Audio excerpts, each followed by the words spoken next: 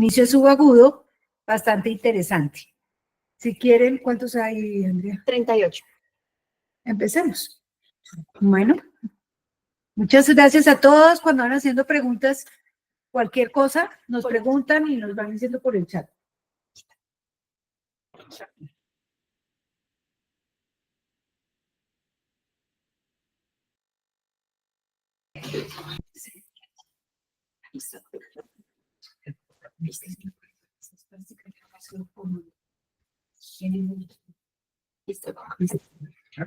No. Buenas noches, muchas gracias por la oportunidad de presentar hoy aquí en esta sesión. Mi nombre es Lizeth Urbano, yo soy residente de segundo año de Neurología de la Universidad del Bosque y la Fundación Santa Fe de Bogotá. En conjunto con mi compañero de rotación, el doctor César Quintero, quien es residente de Neurocirugía de la Universidad del Valle y ahorita rotante en Neurología en la Fundación Santa Fe de Bogotá, tuvimos la oportunidad de conocer, evaluar y revisar un caso muy interesante de una polineuropatía de inicio subagudo, como les contó la doctora Gómez. Entonces, se trata de una paciente que voy a contarles la historia la resumimos, son 4 ingresos. Es una paciente femenina de 33 años, ella es natural y procedente de Bogotá, se desempeña como asesora comercial bancaria y su motivo de consulta fue tengo debilidad otra vez. ¿Y a qué voy con esa historia de tengo debilidad otra vez? Ella viene con un curso de debilidad que inicia hacia la segunda semana de julio de 2024. Inició con una disminución progresiva de la fuerza de predominio en miembro superior izquierdo, era algo sutil a lo que ella inicialmente no le puso mucho cuidado. A lo largo del transcurso de una semana, progresó la disminución de fuerza de manera bilateral en miembros superiores. En ese entonces no tuvo compromiso de sensibilidad, ni de esfínteres ni de miembros inferiores. Hacia el 17 de julio, por persistencia de los síntomas, ella decide consultar a la Fundación Santa Fe de Bogotá y en ese entonces también traía unos estudios que de manera ambulatoria se había realizado de electrodiagnóstico. Para ese entonces ella nos dice que 2 semanas previo al inicio de los síntomas, o sea, previo al 10 de julio, había tenido un cuadro gripal al que tampoco le dio mayor trascendencia y que luego había empezado a tener los síntomas de predominio motor.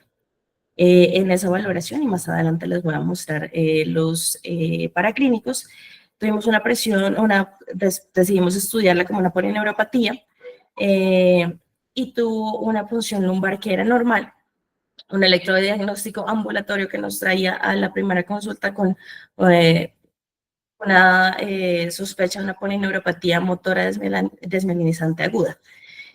La valoración en ese primer cuadro, los síntomas eran bastante sutiles.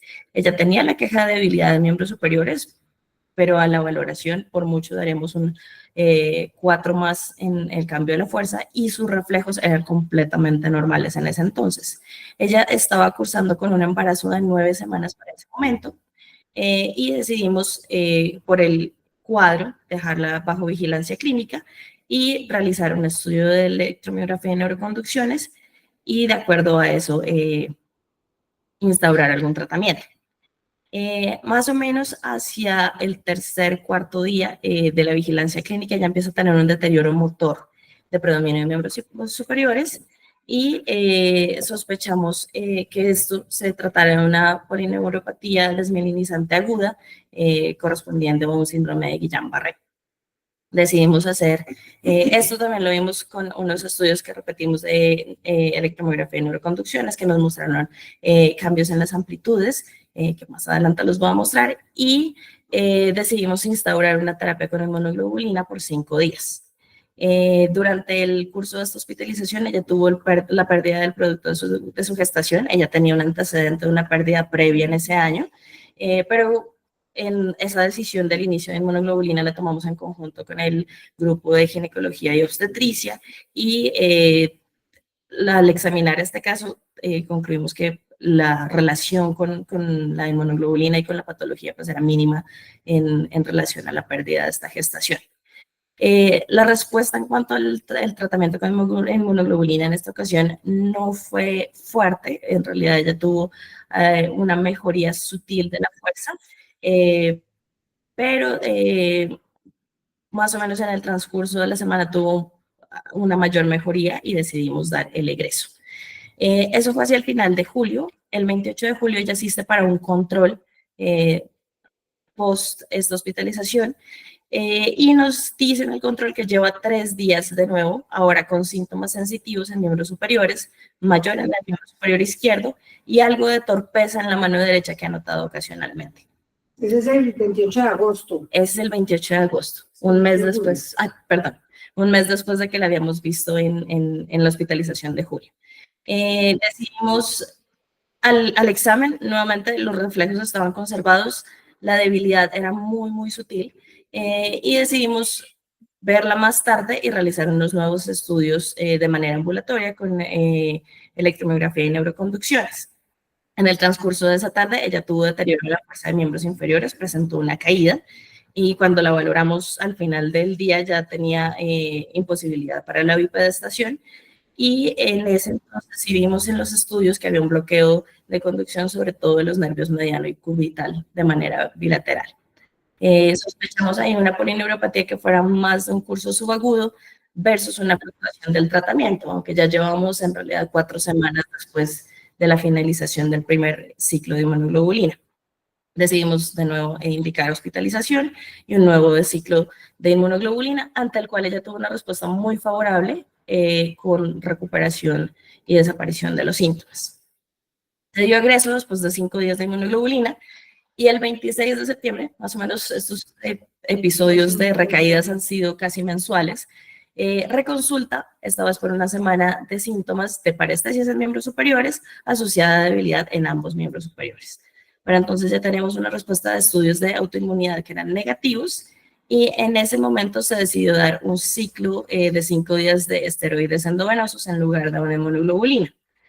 Tuvimos una mejoría parcial de la fuerza, que llegó a ser de 4/5 en las 4 extremidades. En esa ocasión sí vimos un deterioro más notorio de los reflejos y dimos egreso en esa ocasión.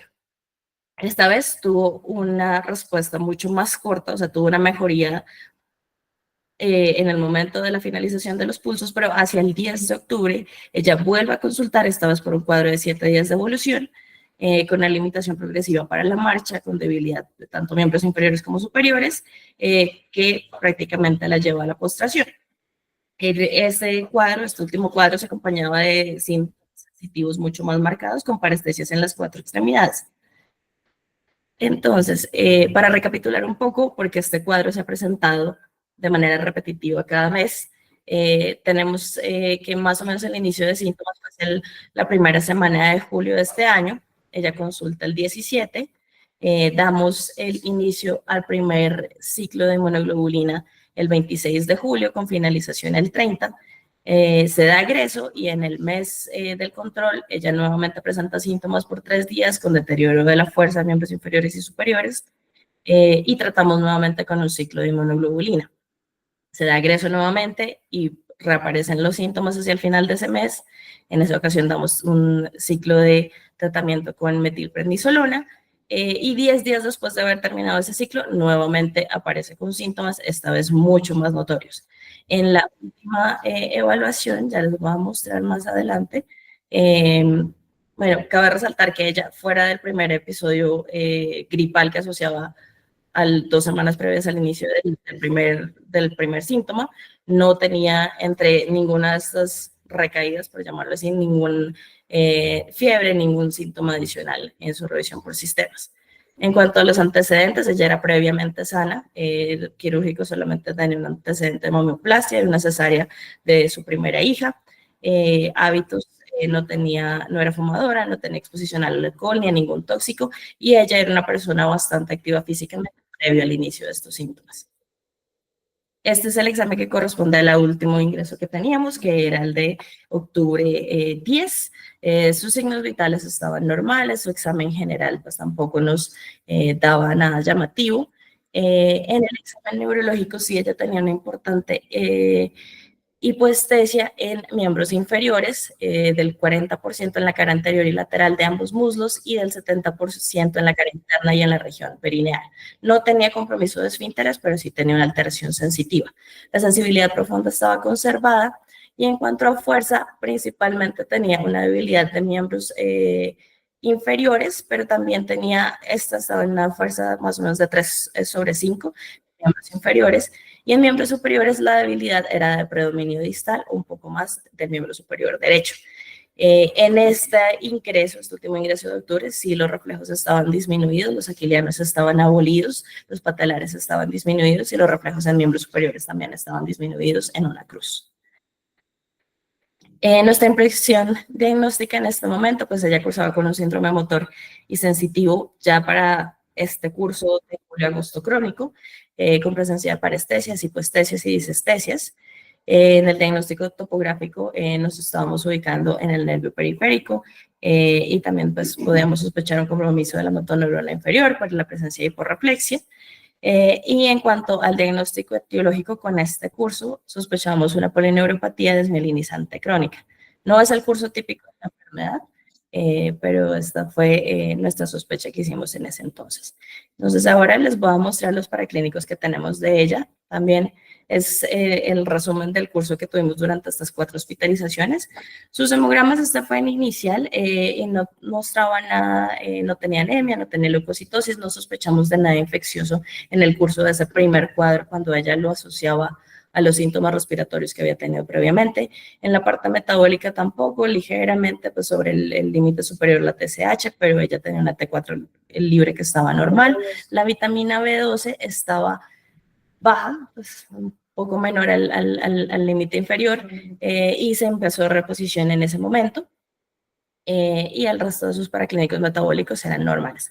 La punción lumbar, la inicial que se hizo fue en julio con el inicio de síntomas y esta fue normal, no tenía hipoglucorraquia, no tenía hiperproteinorraquia.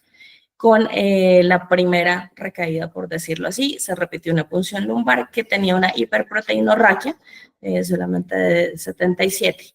El resto de los paraclínicos no tenía ningún germen en el gram, no tenía ningún patógeno que se identificara por el panel de PCR para líquido cefalorraquídeo y los cultivos siempre fueron negativos.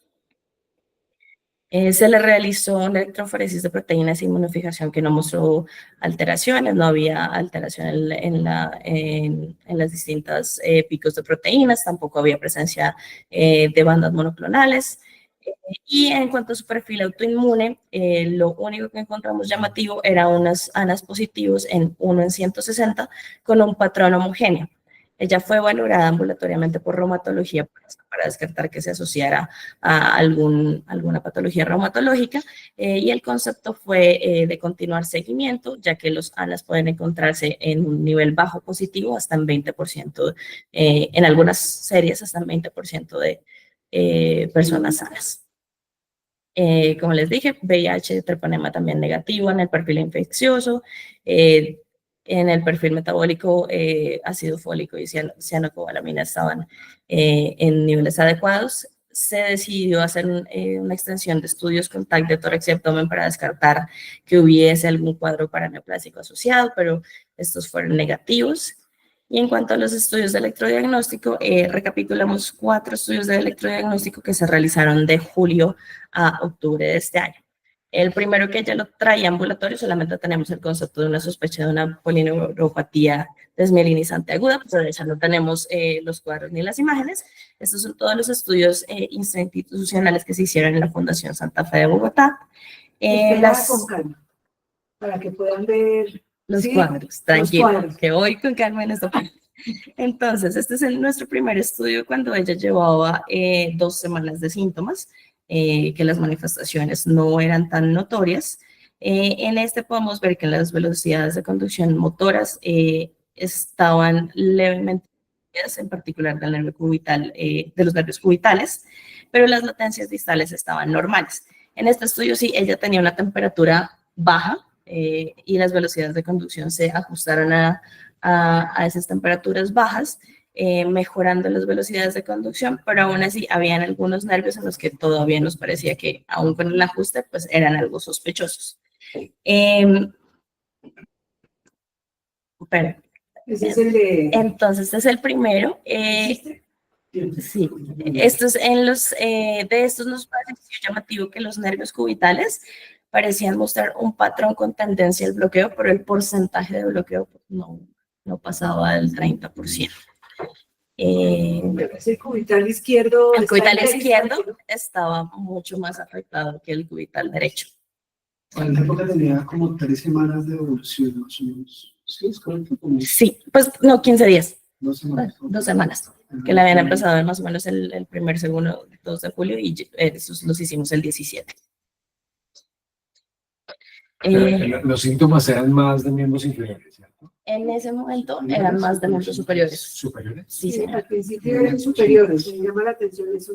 De hecho, ya cuando llegó estaba caminando. Sí, ella llegó caminando, ese estudio, ella llegó caminando, los reflejos estaban todavía normales y ella tenía lo que inicialmente pues la queja de ella era pesadez, una sensación de pesadez, era una debilidad sutil. En cuanto a las ondas F, las tibiales posteriores estaban normales y los cubitales sí mostraban algo de cronodispersión y las latencias algo prolongadas de manera bilateral. En ese momento los reflejos H todavía estaban bien. Este fue el primer estudio que hicimos. Ahí por el cuadrito este. Sí. Bueno, claro. La electromiografía de ella fue normal en ese primer estudio y ese fue cuando decidimos dejarla en observación. El segundo estudio lo hicimos 7 días después y en ese lapso de tiempo, ella sí 3 días antes de este estudio había empezado a manifestar una queja con aumento de los síntomas, con progresión de esa debilidad en miembros superiores y cuando hicimos este estudio sí ya tenía dificultad y mayor debilidad en miembros inferiores. Exacto, ella tenía compromiso de la marcha. Entonces ahí podemos observar que pues ya teníamos compromiso en las neuroconducciones motoras, que las velocidades ya se estaban notando disminuidas. Las amplitudes distales eran normales, pero en este estudio ha cambiado las duraciones. Las duraciones de los peroneros, como están en el izquierdo. Que era consistente con que hubiéramos pues aumento de los síntomas en miembros inferiores. Se prolongó. Las velocidades estaban cayendo mucho más. Que aquí fue cuando decidimos tratarlo como si fuera una polineuropatía desmielinizante aguda. Porque no sé si te lo oyen ahí. Ahí te sí. Y hace esa.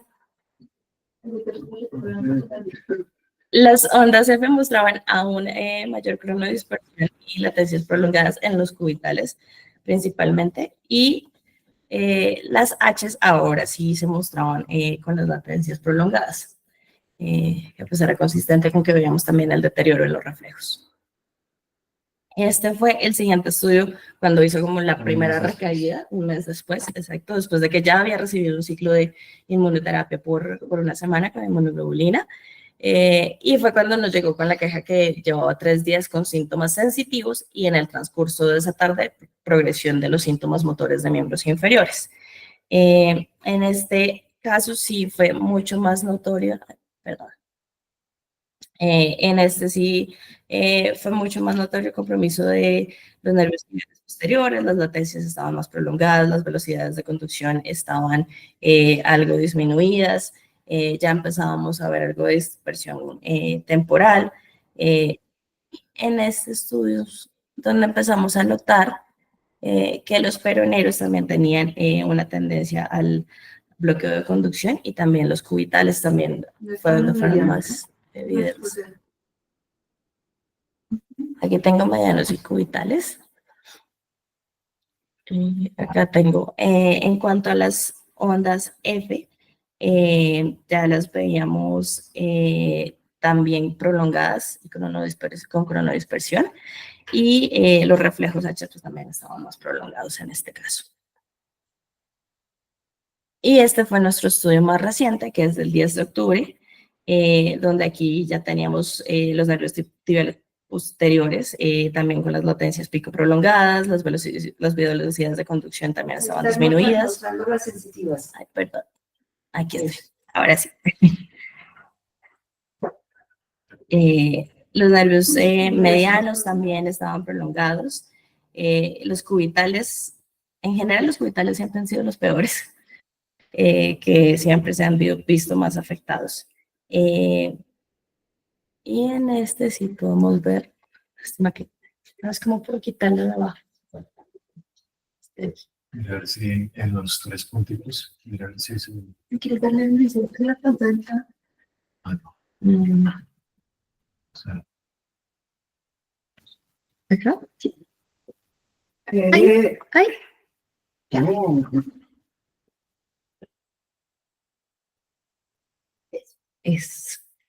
Ahora sí podemos ver mejor los cubitales y los peroneros, donde es mucho más claro el bloqueo de conducción. donde se aumenta mucho la duración, donde las latencias distales también. Sí.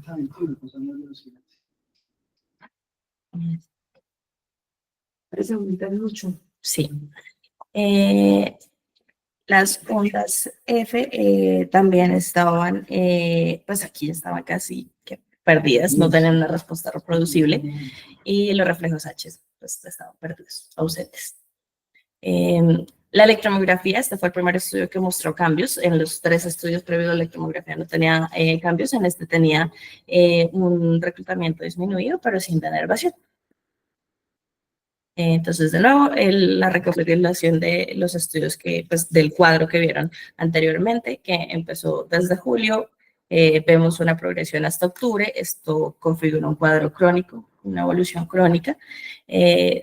Pareciera, pues, clínicamente como lo viera como si fueran recaídas, pero pues en realidad es una progresión del curso de la enfermedad, que había tenido algo de respuesta con la inmunoterapia, que fue mucho mejor la respuesta con la inmunoglobulina que con la metilprednisolona.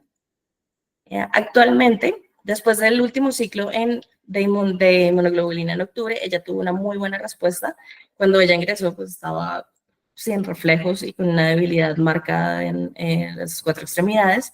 Al final de esa infusión, ella tuvo una recuperación progresiva de la fuerza, al egreso al menos con un 4+/5 de manera proximal y en un 4/5 distal. Continuó con un tratamiento ambulatorio con ciclos de inmunoglobulina mensuales. El último ciclo lo tuvo ahorita en noviembre, como semana y media, y los síntomas desde entonces han estado estables y el plan es continuar los ciclos de inmunoglobulina mensuales hasta que se estabilice el cuadro de la enfermedad. Ahí si quieres te anoto, la última vez que la vi, estaba muchísimo mejor y ya estaban haciendo aplicaciones no subcutánea de endovenosa, Sí, pero de plan de hospitalización, plan de centro de infusión, sí. Y estaba teniendo una muy buena respuesta. La última vez que la vi ya estaba caminando, lograba ya puntas, también no tanto, estaba recuperando bastante su vida, todavía no está trabajando, pero va por muy buen camino. Ese es el caso que queríamos compartir hoy. ¿Alguien tiene una pregunta? ¿Alguno tiene preguntas? Yo tengo una pregunta. ¿Por qué decidieron ponerle metilprednisolona en un ciclo? Bueno, este es uno de los puntos que vamos a discutir ahorita, no sé si lo podemos comentar de una vez. Ella, cuando inicialmente la cosecha fue... No les quiero dar la espalda. Hola, ¿cómo están? Sí, César Corero, muchas gracias. Sí, la doctora me pregunta que por qué metilprednisolona. Yo fui el médico tratante durante la estancia hospitalaria de la paciente y el enfoque inicial que se hizo de ella fue inicialmente como un Guillain-Barré. Estaba en el límite. Ella cuando llegó estaba en 2 semanas, cuando hizo el deterioro en marcha estaba en 3 semanas, lo que lo pone a uno ahí un poco como en el límite. La presentación ahorita veremos que hay algunas cosas que lo hacían a uno pensar que de pronto no era tan... que hay un par de preguntas, ya las comentamos. Habían algunas cosas que no era como tan típica la presentación, pero pues inicialmente se manejó como una Guillain-Barré. La paciente sí responde objetivamente al tratamiento de inmunoglobulina. Entonces, cuando presenta un deterioro de síntomas objetivo marcado por una caída en el MRC y marcado por un deterioro de su nivel de funcionalidad por la escala Hughes, uno piensa inicialmente que se trata de una fluctuación relacionada con el tratamiento, porque esto ocurre tempranamente. Cuando hace la segunda, ya uno empieza como a dudar, pero uno puede hacer hasta 2 fluctuaciones relacionadas con el tratamiento. Pero ya cuando tiene una tercer reingreso, pues ya claramente se sale de un Guillain-Barré. Ahí entra el diagnóstico de un CIDP Dentro del CIDP, los tratamientos diagnósticos, según el consenso europeo, no están del todo claros. Ellos recomiendan algunos tratamientos siguiendo la respuesta que tenga el paciente. Los tratamientos que más recomiendan es inmunoglobulinas, plasmaféresis, corticoides solos o con el uso de ahorradores. Ya pasando a CIDP, intentamos darle un curso con corticoides porque es más fácil la aplicación, es más fácil la autorización. Miramos a ver si les convenía, pero desafortunadamente no fue muy buena la respuesta. A diferencia de inmunoglobulina, donde ella rápidamente recuperó y objetivamente tenía una mejor fuerza, con metilprednisolona la respuesta fue muy discreta. No tuvo un empeoramiento claro, pero tampoco tuvo una clara mejoría. Desde ahí en adelante el tratamiento que escogimos fue seguir con inmunoglobulinas. Preguntaba el doctor Javi, creo, que si recomiendan utilizar inmunoglobulinas mensualmente. Lo mismo, hasta donde yo entiendo, ahorita me corrigen mis colegas acá, no hay como una claridad de todo, que usted diga, a estos pacientes todos tienen el mismo tratamiento. Desafortunadamente no, y ahorita de pronto miramos un poquito en la revisión del tema que esto es un espectro y hay muchas patologías que de pronto le estamos poniendo el mismo nombre y hay unas respuestas diferentes a los distintos tratamientos. Eso quiere decir que hay que individualizar.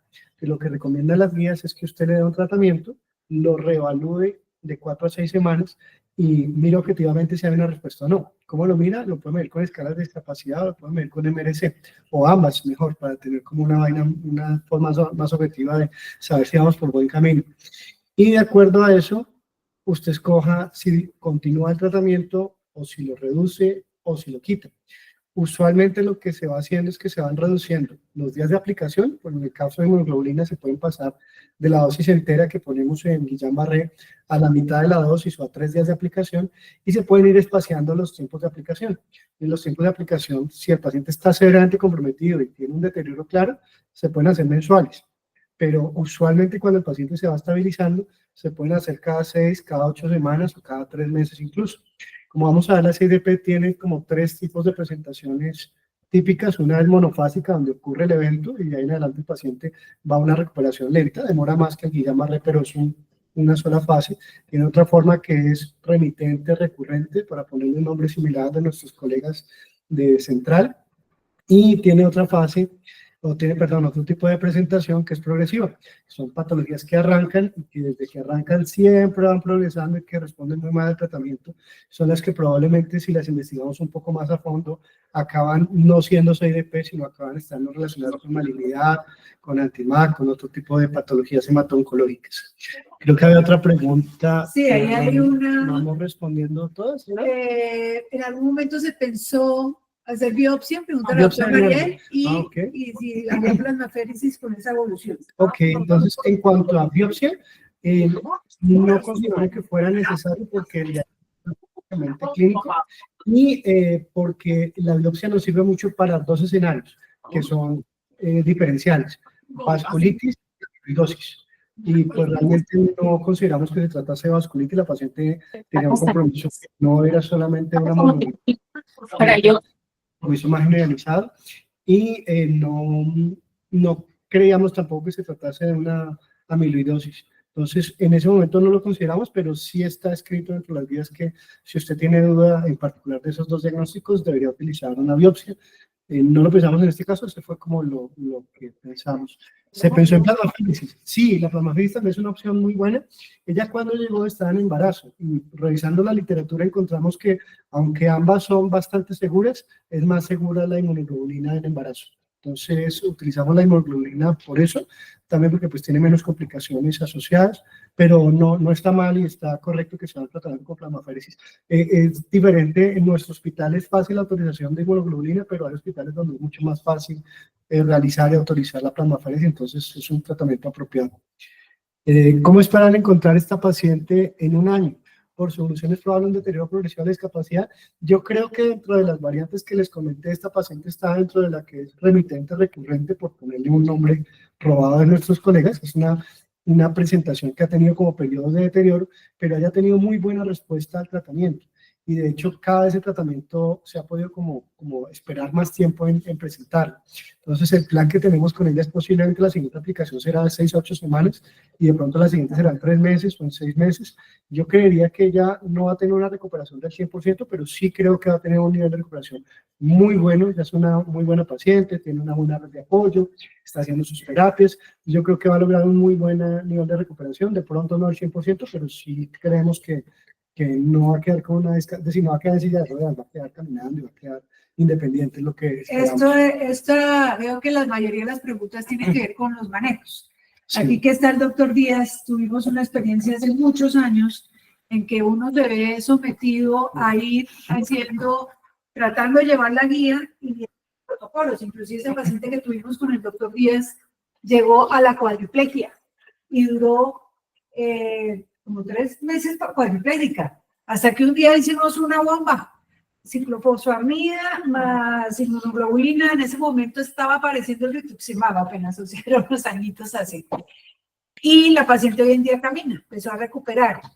Entonces, hay que seguirlos como las guías que hay, pero ir reevaluando. En cuanto a los esteroides, hay un trabajo del doctor Horacio Novil que comparó manejo endovenoso de dexametasona 6 meses con el 6-DP, con la inmunoglobulina, con buenos resultados.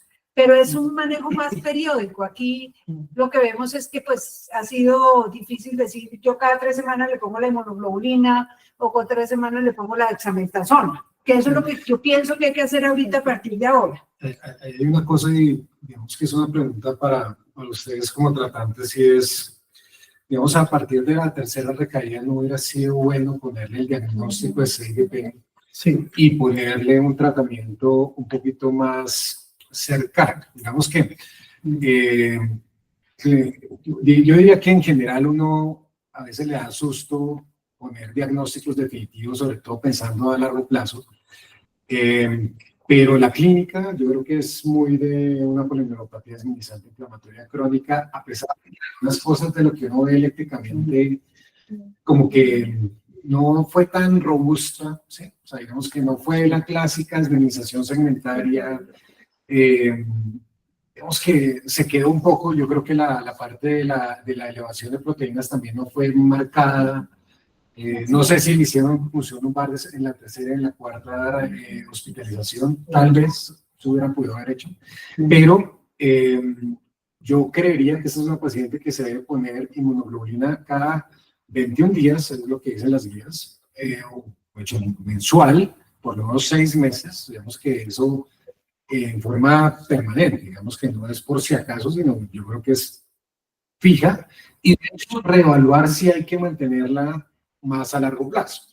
Y en general, cuando uno piensa a largo plazo, empieza a pensar, ok, hay que ponerle de pronto una inmunoglobulina subcutánea, tratar de facilitar el acceso a esta herramienta, y fuera de eso empezar a mirar si necesita un inmunosupresor.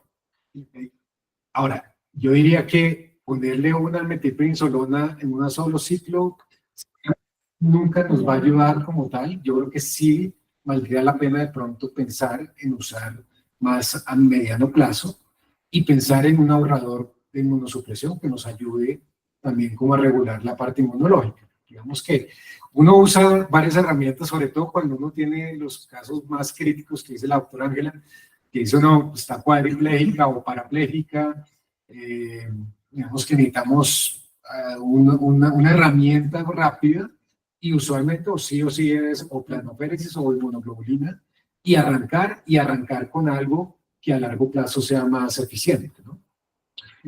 El doctor Ramírez tiene una pregunta. Bienvenido. No sé si para que le hable. No sé, Él puede hablar. él puede hablar. Doctor, ¿puede abrir el micrófono o lo escuchamos, doctor?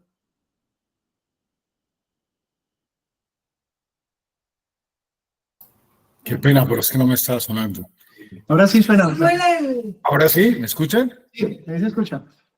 Bueno, buenas noches a todos. Pero algo pasito. ¿Ahora sí me escuchas mejor? Mejor. Correcto. Bueno, mira, muy interesante el caso y sí estoy de acuerdo con Andrés. Uno, cuando tiene el diagnóstico de 6DP, no debería esperar a que pronto pase algo más adelante. Lo que nosotros pudimos ver en un momento dado es que esos pacientes y de esos pacientes que están especialmente más discapacitados, se deben dar el tratamiento mensual o cada 21 o cada 28 días según el tipo de inmunoglobulina que uno esté utilizando. Asociado, y si no hay respuesta, por supuesto, ponerle el inmunosupresor. Y eso está relacionado, tanto la respuesta a los corticoides, la inmunoglobulina y el inmunosupresor, en el tipo de anticuerpo y el tipo de lesión que se está presentando. De leve, moderado, severa, o si es con compromiso solamente desmielinizante y degeneración axonal. Y otro comentario que quería hacer es que recordemos que estos pacientes, el 10 al 15%, tienen compromiso central. Hace unos años presentamos unos pacientes, ¿te acuerdas? Que fue la segunda reunión que tuvimos hace muchos años, que eran pacientes con CIDP, que tenían todas las características de bloqueo de conducción y además de eso tenían signos piramidales y de lesión central. Y para los que residentes probablemente es el equivalente a la esclerosis múltiple, pero la lesión se encuentra en el nervio periférico. Y la degeneración axonal retrógrada va a producir también lesiones a nivel desminimizante, a nivel central, en un bajo porcentaje, pero hay que tenerlo en cuenta. Eso es lo que quería comentar. Eso que acabas de decir es muy importante y fue lo que notó Andrés con también las neuroconducciones. Yo estaba pensando, esta no es una CIDP típica, no tenemos unas proteínas bastante elevadas. Esta está entrando dentro de esos cuadros de nodopatías y paranodopatía, que no sabemos, pues no tiene las características de las neurofasinas, no tiene la característica de la conactina, no tiene el temblor y eso, pero no sabemos qué anticuerpos. Y yo les sugiero una cosa, y es tomarle una muestra de sangre a ella y hagámosela llegar al doctor Querol, porque él insiste, yo me lo volví a encontrar en febrero, en hacer el estudio de estos anticuerpos, a ver si encontramos cosas claras. Y una vez les digo, él está súper colaborador, creo que Liliana, no sé si está conectada, Liliana Barranquilla, Villarreal, le ha mandado muestras. Entonces, ellos están investigando porque no es el cuadro típico. Además, me llama la atención que empezó muchos miembros superiores. Es un cuadro raro. Muchos miembros superiores, con la afectación era siempre más miembros superiores, después lo sensitivo. Respondía mucho rápidamente. Hay un tema, el doctor Querol está muy, ellos están muy dispuestos a recibir y a, solamente lo que necesitamos es tratar de enviar la muestra, que tiene todo un sistema, porque tiene un costo nada despreciable, pero yo creo que podríamos tratar de hacer algún trabajo un poquito más en conjunto colaborativo y tratar no sé, reunir 2, 3, 4 casos, de pronto usar 1 o 2 laboratorios y tratar de hacer algo que pueda servirnos a todos. Sí. Porque yo creo que todos tenemos casos difíciles. Entonces, y hay casos que sí o sí necesitan, bueno, en España, bueno, en Europa, ahí en Barcelona, en el San Pablo, le hacen a todos los pacientes, independiente, si tienen CIDP, Guillain-Barré, le hacen todo el screening del panel, incluyendo los anticandidosos. Entonces, obviamente, pues tienen una gran herramienta de base que les permite hacer todo lo que publican. Pero pues digamos que sí necesitamos, por lo menos en los pacientes que tienen este tipo de patología un poco no tan característica, digamos que valdría la pena hacerlo el panel de paranodopatías. Yo estoy totalmente de acuerdo. Sí, ahorita tenemos un flujograma donde está básicamente el grupo de Holanda, cuál es como la recomendación que ellos dan en cuanto a la abordaje. Entonces, si no hay más en el chat para el que va a hacer una revisión, vas a hacer. Sí, cortico para que no se duerma. No, es que es interesante discutir porque yo creo que hemos tenido, me parece, yo no lo había oído y el caso no, yo no lo había oído porque yo estaba en semi-vacaciones. Entonces, es interesante repasar esto. Ajá. Bueno, el desarrollo del CDP va un poquito detrás del desarrollo de Guillain-Barré. Ustedes recuerdan que el Guillain-Barré desde finales del siglo XIX, principios del XX se empieza a diagnosticar, se empieza a considerar, pero el CIDP tiene un desarrollo más después de la mitad del siglo XX. Y básicamente empieza el diagnóstico por eso. A usted le llega un paciente con un compromiso en los nervios, un compromiso de presunto origen inflamatorio, pero ese compromiso se sale como de los tiempos agudos del Guillain-Barré. Entonces, ustedes recuerdan, esta es como la guía europea de Guillain, y aquí dentro de lo que nos ponen aquí cuando sospechar un CIDP de presentación aguda con un diagnóstico diferencial en un Guillain-Barré. ¿Por qué? Porque pues eso es lo común, que arranquen primero como una presentación aguda el Guillain y en forma de diagnóstico diferencial mucho menos frecuente que sea una CIDP. Entonces, ¿qué cosas lo hacen a uno pensar que se trata de una CIDP de presentación aguda? Que tenga fluctuaciones relacionadas con tratamiento mayor a 3. Ustedes recuerdan que una fluctuación relacionada con tratamiento es que el paciente se trate, sea con hemoglobina o con plasmaféresis, y tenga una mejoría objetiva. Y después de que pase el efecto del tratamiento, tenga una recaída. Eso puede ocurrir en un porcentaje entre el 8 y el 16%, pero ya más de 3 claramente es anormal. O que tenga un empeoramiento después de la semana 8, el nadir, el punto más alto de la enfermedad, cuando el paciente ya empieza a recuperarse, por lo menos no tiene un deterioro adicional, ya está en meseta. Si ocurre después de la semana 8, claramente es CIDP. Pero nos quedamos como con un límite. ¿Qué hacemos entre la semana 4 y la semana 8? Como esta paciente que tenía 3, 4 semanas cuando empezó a hacer como el deterioro adicional. En ese caso, pues hay que sospechar que se trata de una CIDP de presentación aguda. Y para eso, pues requerimos salir de este cuadrito tan bonito de Guillain y pasar al otro cuadrito no tan bonito de CIDP. Entonces, tenemos aquí cómo es que son las presentaciones de estos 3 tipos de patologías. El Guillain-Barré, ¿cómo es? Usted arranca, hace síntomas máximos, después de esos síntomas máximos, si no fallece, si se da un tratamiento apropiado, empieza un proceso de recuperación. ¿Listo? Que si ustedes se dan cuenta, no es una línea recta. De un día a otro, el paciente puede tener una variación leve en su funcionalidad, pero pues no tanto como para que ocurra lo que sería una fluctuación relacionada con el tratamiento. Esta línea puntuada que es, paciente que tiene el Guillain, se le da un tratamiento, paciente mejora, pero tiene nuevamente un empeoramiento. Mejora, tiene nuevamente un empeoramiento.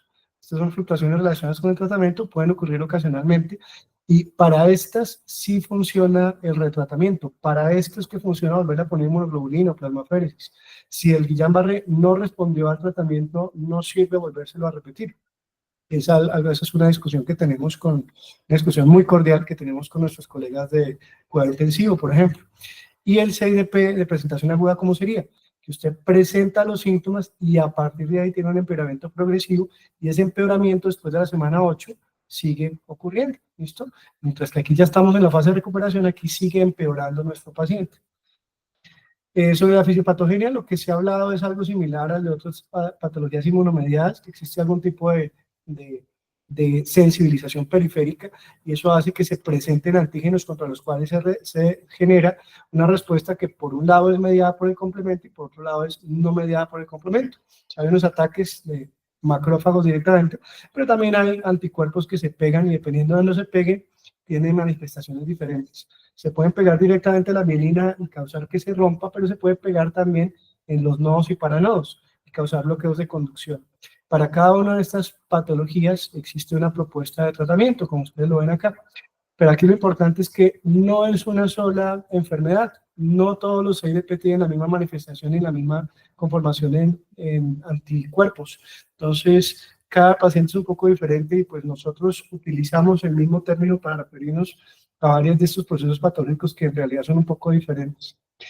En los últimos años han tenido mucha relevancia el hallazgo de anticuerpos de la familia IgG4. Estos anticuerpos se pegan preferencialmente a las zonas del nodo y el paranodo, y lo que han intentado hacer de manera no del todo exitosa es relacionar un poco el tipo de anticuerpo con la presentación clínica y con el pronóstico. O sea, aquí vamos a tener algunos de los más comunes. Estos primeros 4 son los que se relacionan con nodopatías y paranodopatías, que es el NF155, el NF140, el 186, el Casper y la contactina. La contactina y todos estos lo que hacen son proteínas de anclaje. Lo que hacen es fijar el nodo para que no se abra y quede expuesto al ataque autoinmune. Entonces se dan cuenta que de todos más común es el NF155 y a pesar de ser el más común es solamente el 5 a 10%. Entonces, fuera de estos anticuerpos que estamos viendo, hay muchos otros que no conocemos, que probablemente en los años venideros les describiremos otras fisiopatogenias y otras manifestaciones clínicas diferentes. Aquí estos de acá, en especial el Atrimac, estos se relacionan con una forma de presentación, no, gracias, una forma de presentación muy típica que es el DATS, que es lo que nombraba ahorita un rato la doctora, un compromiso sensitivo distal que causa una ataxia importante, que causa temblor y que si son títulos muy altos se relaciona con neoplasias oncohematológicas. Entonces, estos de acá nos cambian un poco el pronóstico del manejo, que sería de pronto una condición paraneoplásica. Entonces, tenemos el CIDP, que es una patología poco frecuente, por estos 6 casos por 100.000, más en hombres, 30 a 60 años, y el 50% tiene una forma típica o clásica, que es que sea típica, que tenga velocidad muscular progresiva, simétrica, proximal y distal, parestesia, disfunción sensorial y deterioro del equilibrio, y una evolución lenta durante al menos 8 semanas, con compromiso de reflejos y sin afectación de nervios craneales ni compromiso ventilatorio. Lo que pasa es que ante cada una de estas frases le podemos poner un pequeño asterisco. El asterisco dice usualmente y el asterisco dice es fácil todo en retrospectiva. Claro, cuando usted tiene el paciente que ya lo ve después de 6 meses de cómo ha sido la evolución, es mucho más fácil llegar a un diagnóstico acertado. Pero cuando usted está con el paciente en agudo, uno dice, bueno, ¿y qué puedo hacer yo con este paciente para saber si se trata de un CIDP de presentación aguda o no? Como hemos dicho, tiene varias formas de presentación. Las formas son monofásicas, progresión escalonada o progresiva sin mejorías. Lo que decíamos, del 8 al 16% del Guillain-Barré presenta fluctuaciones relacionadas con el tratamiento. Pacientes que mejoran, pero después tienen un deterioro una vez que pasa el efecto del tratamiento. Visto de otra manera, el 5% de los pacientes de Guillain-Barré que fueron inicialmente diagnosticados con Guillain-Barré, en el seguimiento en el tiempo, se dan cuenta que era una CIDP de presentación aguda. Y un 16% de las CIDPs son de presentación aguda, que no es despreciable, a pesar de que es una enfermedad poco frecuente, un 16% como importante para tener en cuenta. Estos son los criterios diagnósticos y las variantes de CIDP. Este es el consenso europeo. Y lo que hemos dicho, ¿qué es lo que usted necesita siempre? La clínica. La clínica es lo que es fundamental. Usted tiene un apoyo en los estudios de electrodiagnóstico, tiene un apoyo en los estudios de autoinmunidad, pero lo que necesita usted básicamente es la clínica. Que sea un compromiso progresivo. Si es que ocurrió una sola vez y nunca progresó antes de las 8 semanas, pues no lo es. Que sea predominantemente simétrico. Puede ser proximal y distal y compromiso de miembros de las 4 extremidades y afectación de sensibilidad y motor, por lo menos 2 extremidades. ¿Listo? Si usted tiene la parte clínica, ya vamos bien enfocados. Ahí lo que tiene que mirar es diagnósticos diferenciales. Pero desafortunadamente tenemos otros que llaman variantes. Aquí es chévere recordar que son variantes que antes llamaban atípicas, pero no, son variantes. ¿Por qué? Porque atípico es cualquier cosa. Hasta le diga a un paciente con diabetes, usted dice, ay no, tiene una CIDP atípica. O muy comúnmente los pacientes cuando están con frío. Imagínense que las recomendaciones europeas en Europa, que es invierno, son de 30 grados en miembros inferiores y de 33 grados en miembros superiores, de grados de temperatura centígrados, para hacer el estudio de electrodiagnóstico. ¿Por qué? Porque acuérdense que cuando cae la temperatura, cae la velocidad, pueden aumentar las latencias, y eso es un factor de confusión usual para sobrediagnosticar la CIDP. Es muy frecuente que se sobrediagnostique la CIDP. Habiendo dicho eso, fuera de la CIDP típica también hay otras variantes, como eso que estamos viendo, como la distal, la multifocal, la focal, la motor y la sensitiva. Tengan mucho cuidado cuando sea solo sensitivo, esos son bastante raritas, entonces piensen si de pronto no es otra cosa. No me va a tener mucho acá, vamos a decir pues lo que estamos diciendo. Recuerden que cosas que nos apoyan la CIDP, que tenga elevaciones marcadas de las proteínas. Si son leves, puede ser que estemos temprano, puede ser que sea otra cosa, ¿listo? Si son demasiado elevadas, si son ya 1 gramo, pensar en otro tipo de causas, por ejemplo, infecciosas o paraneoplásicas. Tener cuidado con ¿qué? Con el frío. Bueno, tener cuidado con el frío. Tener cuidado también cuando las amplitudes son muy pequeñas en las neuroconducciones. Cuando ustedes tienen amplitudes muy pequeñas, las velocidades secundariamente también caen y a veces es difícil de marcar. Entonces, tengan cuidado cuando tengan amplitudes muy bajas, menores a 1.0, son difíciles de interpretar.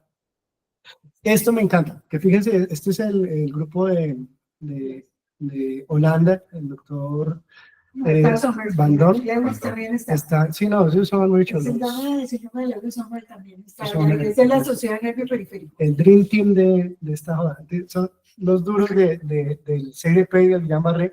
Y ellos lo que nos dicen es, mire, esta vaina es complicada y es La complicada Sociedad Nervio Periférico. los honorables de la sociedad nervio periférico. Y ellos lo que nos dicen es, esto es un tema complicado, y es complicado porque estamos poniendo un término que es una sombrilla que engloba diferentes patologías, pero no todas ellas son iguales. Si usted tiene una patología que claramente es diferente, que es el síndrome de Guillain-Barré, pero que puede tocarse en algunas partes con la presentación de CIDP. ¿En qué se puede tocar? Cuando tiene de 4 a 8 semanas. Puede ser similar la presentación clínica en ese caso. Sin embargo, el CIDP no es un Guillain-Barré complicado. El Guillain-Barré, si se trata mal, no se va a volver CIDP. El CIDP, si se trata bien, no se va a comportar como un Guillain. Son patologías que desde su inicio tienen una etiopatogenia, una fisiopatología, que son diferentes, pero clínicamente se pueden parecer. ¿Listo? Dentro de la bolita del CIDP tenemos la presentación típica, y dentro de esta presentación típica, una presentación que puede ser aguda. Pero también tenemos las variantes que hemos comentado. Y tenemos otras cosas que no son CIDP. Si usted tiene propiamente una nodo o paranodopatía demostrada con alguno de estos anticuerpos, esas no son propiamente CIDP. ¿Por qué? Porque tienen otro perfil de riesgo hemato-oncológico, porque tienen otro perfil de recuperación. Los bloqueos de conducción por estas patologías suelen ser reversibles. Los pacientes pueden recuperar de una manera bastante rápida. Y tenemos acá nuestros amigos hemato-oncológicos. Tenemos los gamapatías monoclonales que pueden presentarse como un CIDP, pero tienen un pronóstico de un manejo diferente, y propiamente los trastornos paraneoplásicos como el POEMS, que no deben estar diagnosticados como CIDP. Pueden tener algunas manifestaciones similares clínicas, pueden tener algunas cosas que lo confundan en el diagnóstico, pero este tipo de patología claramente no es la CIDP, tiene un pronóstico, una evolución y un seguimiento diferente. Y por otro lado tenemos a nuestro amigo, la doctora recuerda la CIDP raíces, y tenemos, Sí, un paciente que llevo siguiendo muchos años. tenemos algo que es la polirradiculopatía sensitiva crónica inmune, el CISP. Este, como su nombre lo indica, es una afectación radicular sensitiva. Siendo una afectación radicular preganglionar, los estudios electrolíticos son completamente normales. No así de pronto los estudios de potenciales evocados, pero las neuroconexiones van a ser normales, pero las neuroconexiones usan únicamente la parte postganglionar. Ese es un compromiso radicular preganglionar, donde el paciente tiene una afectación inmunomediada progresiva y pues está muy triste porque todo le sale normal. Los criterios del electrodiagnóstico no me voy a demorar. Lo que quiero que sepan de esto es que existen unos valores por un motivo. Cuando usted tiene afectaciones axonales, secundariamente caen un poco las velocidades. Cuando usted tiene afectaciones desmielinizantes, como se cae la amplitud y se ancha porque aumenta la duración, también hay una disminución de las amplitudes. Entonces, es importante que nosotros definamos, como los que hacemos electrodiagnóstico, qué es lo que predomina. ¿Es una afectación axonal o es una afectación más mielínica? En caso de que sea mielínica, si existen algunos hallazgos que indiquen que sea segmentaria, que es lo que ocurre con las neuropatías inmunomediadas. Entonces, esto no es importante para que todos ustedes se lo sepan de memoria, pero sí es importante para que las personas que lo hacemos lo tengamos en consideración, y para que ustedes sean capaces de criticar un estudio. Si les llega un estudio y no les coincide con la clínica, háganle caso a la clínica. Si les llega un paciente que vengo a hacer un chequeo ejecutivo y me dijeron que tengo un CIDP, me dice, pero ¿usted qué tiene? Ah, no, es que tengo las manos frías. Entonces siempre tener como la sospecha y la malicia de que sí coincida con la clínica del paciente. Lo que les decía, tengan mucho cuidado con los sensitivos. Los sensitivos siempre quedarán como posibles. ¿Por qué? Porque con los sensitivos no podemos ver bloqueos de conducción. Con los sensitivos son mucho más sensibles al frío. Entonces tengan mucho cuidado si la afectación es únicamente sensitiva. Hay más diagnósticos diferenciales. Bueno, vamos a mirar aquí un poco porque ya se me duermen. Estas son como los distintos tipos de presentaciones. Y fíjense en lo que tenemos. La DAX, que es la presentación relacionada con el antimac. El Lewis Sommer, que es otro tipo de afectación no relacionado con la CIDP, que está como de la mano, pero está por fuera. Y el Canomat, donde tenemos una afectación en oftalmología, tenemos una ataxia sensitiva muy marcada, y tenemos un tipo de anticuerpos antigangliosidos especiales.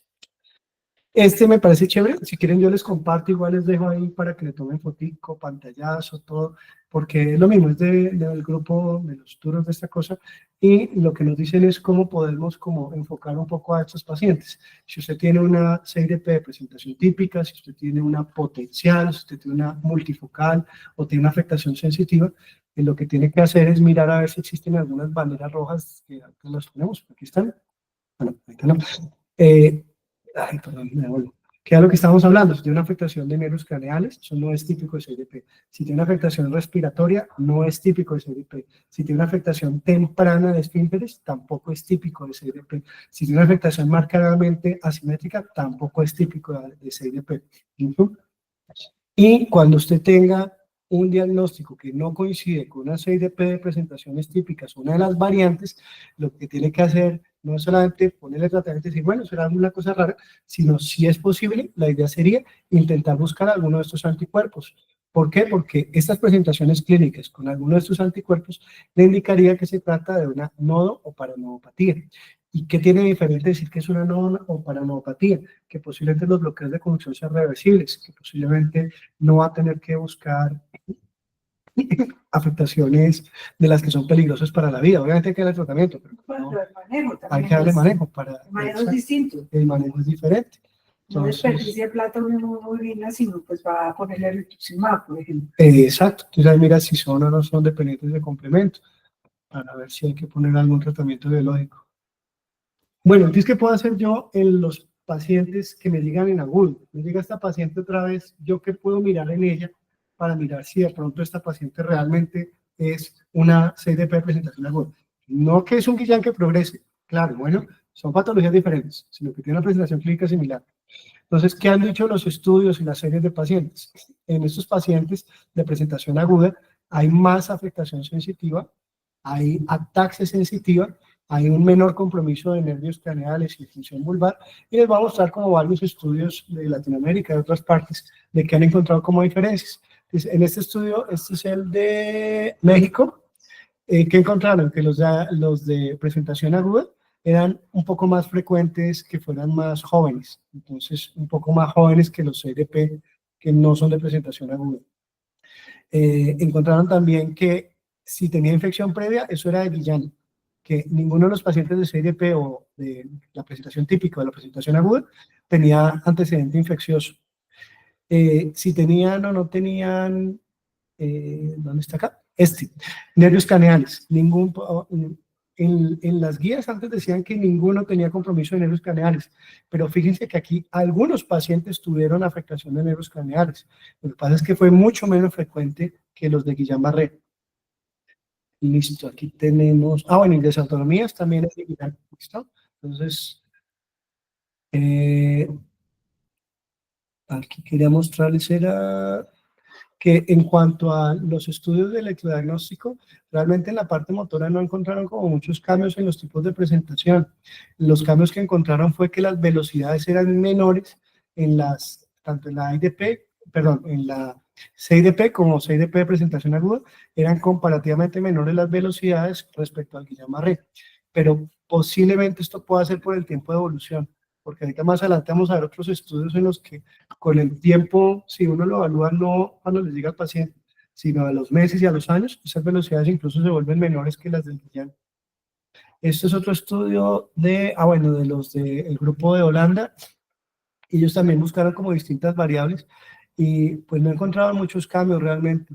Realmente no encontraron cambios entre las fluctuaciones relacionadas con el tratamiento de Guillain y el CIDP en cuanto a las características demográficas. Ellos evaluaron dolor, evaluaron episodios previos, evaluaron si era únicamente motor, si tenía compromiso de nervios craneales, sí encontraron diferencia, que nos apoya lo que estábamos diciendo. Si tenía factores de precipitación, realmente no encontraron como mayor diferencia. Entonces, en ellos lo que encontraron fue básicamente nervios craneales. En tiempo de evolución, esto pues por definición tiene que ser diferente. Entonces, el tiempo de evolución pues fue 56 días en la media al punto máximo del deterioro en la presentación aguda del CIDP, mientras que los pacientes de Guillain fueron 18 días. ¿Listo? Y eso también es por definición. Si usted tiene más de 2 fluctuaciones relacionadas con el tratamiento, pues ya claramente se sale de un Guillain y pues tienen que traer el diagnóstico de 6DP. Bueno, por aquí les quería mostrar lo de ventilación, ¿listo? Estos pacientes no hacen falla ventilatoria, entonces cero hizo compromiso ventilatorio, ¿listo? Bueno, este es lo mismo, lo de la parte de velocidades y electrodiagnóstico, realmente no encontraron como muchos cambios, fueron como bastante similares. Encontraron que la preservación del sural era pues más del Guillain. Este otro es de aquí de los vecinos de Buenos Aires, del Fleming, del grupo del doctor Fleming, del doctor Alessandro. Entonces aquí lo que encontraban fue que no había como muchas diferencias significativas, salvo en los pacientes con diabetes, que eran más frecuentes que tuvieran CDP presentación aguda. Ahí pues es lo que hemos hablado también en otras reuniones, que los pacientes que ya tienen un insulto en sus nervios periféricos están más vulnerables a presentar una nueva lesión. Entonces, posiblemente los pacientes con diabetes mellitus ya tenían una afectación en el nervio y con la CIDP, pues con el desencadenante inmunomediado, hicieron una presentación aguda de CIDP. Pero fíjense que no he encontrado con muchas otras diferencias. Realmente no he encontrado con muchos cambios. Encontraron sí cambios en la parte sensitiva. Tenían más ataxia sensitiva y tenían más compromiso sensitivo los pacientes con AIDP de presentación aguda. Y el tiempo, por lo mismo, la definición, pues entre más tiempo es más posible que sea un Guillain. Si ustedes tienen una fluctuación relacionada con el tratamiento, apenas termina el tratamiento de la inmunoglobulina, es más probable que sea un Guillain. Entre más tiempo pase, entre que ustedes terminaron la inmunoglobulina y que tenga la fluctuación, entre comillas, es más probable que no sea una fluctuación. Y si ya se pasa de meses, claramente pues no lo es. Bueno, los tratamientos que recibieron. Esto lo va a pasar rápido, esto es en Egipto, básicamente lo mismo. ¿Qué le puedo hacer yo para diferenciarlos? ¿Existe algún estudio que yo le pueda realizar? Sí, existen 2 estudios, más que no los hacemos mucho. Existen unos estudios que se llaman los estudios de excitabilidad nerviosa. Los estudios de excitabilidad nerviosa miran cuál es el estímulo máximo, miran cuál es el periodo refractario, miran cuál es el periodo de ciclaje de superexcitabilidad y subexcitabilidad. Suena muy raro, pero realmente no son complicados y se pueden hacer con los aparatos que nosotros tenemos. Lo que pasa es que requiere un entrenamiento específico, yo no lo sé hacer, yo no los hago, pero lo que hemos leído pues, no es tan complicado de hacer. Yo creo que si nos pusiéramos la tarea podríamos aprender a hacerlo. Si, la mayoría de los aparaticos de electrodiagnóstico que tenemos pueden calcular el periodo refractario absoluto, que es uno de los valores que utilizamos. Y ese es muy fácil de hacer, es una neuroconducción motora, es hacerle como una especie de estímulo repetitivo en cuanto a que son varios estímulos y miramos a ver si hay o no hay, si se alcanza o no se alcanza el umbral máximo. Y lo que he encontrado en este grupo es que sí existe una alteración significativa en cuanto a la excitabilidad nerviosa medido por este tipo de estudios. Entonces ellos encontraron que los periodos de superexcitabilidad, los periodos de subexcitabilidad, los periodos refractarios son diferentes entre los AIDPs y el Guillain-Barré. Eso no te sirve un electromiógrafo normal. Pues algunas cosas, el de periodo refractario sí lo podemos hacer. Pues imagino otra. Bueno, esto que estabas viendo, okay. Esto de superexcitabilidad, necesitas un equipo que desarrolló es un profesor inglés que fue el que desarrolló esa vaina y todo el fenómeno para umbrales de excitabilidad. Entonces, o sea, tú necesitas un protocolo especial para eso. Creo que podríamos hacer el RPR, que es el periodo refractario, el periodo de refractividad relativa y absoluto, pues ese lo trae dentro del protocolo del Viking. Y pues una vez estuvimos cacharreando, pero pues sería mirar. Entonces si realmente no me entrenaba en eso, podríamos como mirarlo. Pero sí, los otros sí no sé, la verdad. Esto sí no sé. Pero encontraron diferencia. Eso me parece curioso, porque esta diferencia está desde el ingreso del paciente. Eso no podría hacerle, pues, si tuviéramos la facilidad, el estudio del paciente en agudo y saber si de una vez lo pongo con inmunosupresores. Incluso llegando en CDP de presentación aguda. Y las diferencias que encontraron fueron P menor a 0.00000001. Bostock, ese que se llama Bostock. Bostock. Y eso es lo que ellos proponen. Ellos lo que dicen es, mire, con este tipo de estudio lo que podemos hacer es, usted tiene un paciente en el que tiene un deterioro, y usted podría orientarlo A ver, si es un paciente que va a requerir tratamiento temprano para CIDP aguda, que lo maneje con inmunosupresores, corticoides, con todos los tratamientos que ustedes están diciendo muy seguidos de 21 días de inmunoglobulina, posiblemente eso nos va a mejorar el pronóstico porque va a evitar que se acumule discapacidad. Mientras que usted puede evitar darle tratamientos a los que son Guillain-Barré, que usted sabe que ya va a seguir su proceso de recuperación. Pero pues sí, esto es algo relativamente reciente, que pues reciente en cuanto a su aplicación, porque pues la técnica sí está escrita hace mucho tiempo. Y por aquí les quería mirar otra cosita chiquita. Yo sé que ya estamos tarde, perdón. Quería mostrarles... bueno, ¿esto es algo parecido? No, quería mostrarles esto. Esto es lo que les quiero mostrar. Imagínense que cogieron y buscaron, hicieron a todos los pacientes que tienen Guillain-Barré, que tienen CIDP de presentación aguda, miremosle cómo está todo el perfil de hematocinética, todo el perfil de química sanguínea básico. Y encontraron que había una diferencia significativa con el ácido úrico. El ácido úrico que no vale nada, encontró una diferencia significativa con una P de 0.0000, que era mucho mayor el ácido úrico en el IDP de presentación aguda. Hacer una revisión porque casi todo el mundo le hacen ácido úrico. Y entonces me dice, bueno, ¿el ácido úrico por qué? ¿Será por el chicharrón o por qué? Y resulta que el ácido úrico es un antioxidante, es un secuestrante de radicales libres. Entonces, lo que han hecho no solamente con patología neuromuscular, sino con patología de otro tipo, es que encuentran que cuando existe un nivel de... cuando existe un nivel de redox aumentadas, cuando existen radicales libres aumentados, eso causa que aumente el ácido úrico. El ácido úrico es un examen que es muy sencillo, que es muy barato, que podemos hacer en todo lado. Y bueno, me pareció interesante como tales otras cosas que están encontrando. Este pues también es relativamente frecuente, este es de este año, de mayo, y ahí les dejo como para que les quede la duda. Yo adelante le voy a hacer ácido úrico a todos los pacientes que tengan. No, hay que revisar a los que les hemos hecho. Sí. Porque casi siempre se hace de Y rutina. mira el área bajo la curva, tú que eres tan buena con estas cosas, mira que la respuesta es buenísima. Sí. Mira la sensibilidad y la especificidad para un examen que es súper sencillo. Listo. La explicación es potencial redox, que es un scavenger de radicales libres, y que como hay una respuesta inmune muy aumentada en la IDP de presentación aguda respecto al Guillain-Barré, causa una carga de radicales libres más alta. Bueno, y para contarles, el IDP de presentación aguda ha estado ahorita un poquito en moda en los últimos 4 años, porque ha estado presentándose en asociación tanto como el COVID, como la vacunación para el COVID, para hepatitis y hantavirus. Entonces, también hay varios casos reportados de IDP de presentación aguda.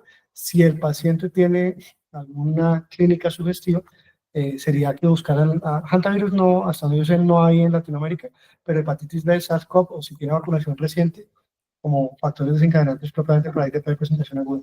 Conclusiones. Guillain-Barré y CIDP claramente son patologías diferentes. Desde el inicio, no es que uno se convierta al otro, no es que uno progrese, son claramente diferentes. Pero la CIDP de presentación aguda, la CIDP típica, no es del todo claro. Parece que ahí tiene que ver un poco también las características inmunológicas de cada uno de nosotros, de cómo respondemos a los distintos insultos del medio externo.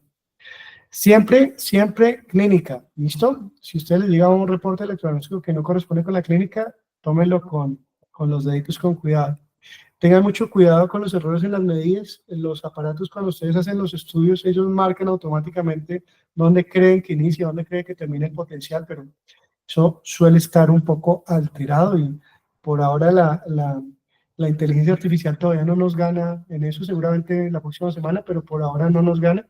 El frío, siempre tengan cuidado cuando tengan disminución de velocidades en todos los nervios por igual, piensen que sea frío. Y es clave tener el seguimiento con el paciente. A veces el sistema de salud nos lo pone un poco complicado, pero una simple llamada, decir usted cómo está caminando, no está caminando, eso nos va a ayudar a detectar más tempranamente un paciente con IDP de presentación aguda. Si usted tiene más de 3 fluctuaciones, no es Guillain. Si tiene un tiempo más largo, entre más largo el tiempo entre la fluctuación y el tratamiento y el inicio de síntomas, mucho más probable que no sea un Guillain. Si tiene deterioro después de 8 semanas, no es un Guillain, ¿listo? Esto sí tiene tratamiento, el tratamiento mejora a los pacientes, entonces que no se nos pase de alto. ¿Y qué pruebas se pueden hacer? Pruebas de excitabilidad nerviosa y el ácido úrico, que me pareció algo sorprendente. Muchas gracias a todos, ha sido un gusto tenerlos y que nos vuelvan a acompañar.